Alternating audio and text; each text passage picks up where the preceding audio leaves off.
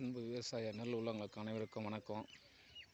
இதை பார்த்திங்கன்னா இது வந்து ஒரு மாதத்துக்கு முன்னாடி விறக்கால் விட்டது. விறக்கால் விட்டு இப்போ வந்து களை பறித்து மருந்து போட்ட பிறகு பயிர் வந்து கிளச்சிருக்குது. பரவாயில்ல, ஓரளவுக்கு கிளச்சிருக்குதுன்னு நம்ம எடுத்துக்கலாம். இதுதாங்க, இது வந்து ஒரு 30 சென்ட் தாங்க எனக்கு இந்த விவசாய நிலன்றது இந்த சேர்த்து பயிர் வைக்கிறது. அதனால் விறக்கால் வந்து என்பது ரொம்ப நல்லா தான் இருக்கும். ஆனால் வந்து நல்லா பராமரிப்பு பண்ணால் ரொம்ப சூப்பராக இருக்கும் அப்படின்ற போல தான் இருக்குது.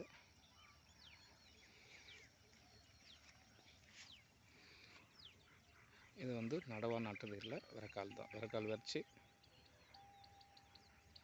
வளர்ந்த பிறகு களை பறித்து மருந்து போட்ட பிறகு பயிர் வந்து நல்லா இருக்குன்னு எடுத்துக்கலாமே.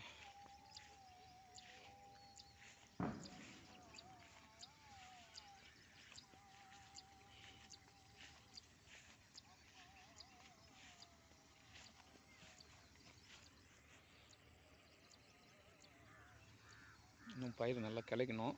ஆனால் வந்து கிளச்ச வரைக்கும் ஓகே அப்படின்னு நம்ம எடுத்துக்க வேண்டியது தான்.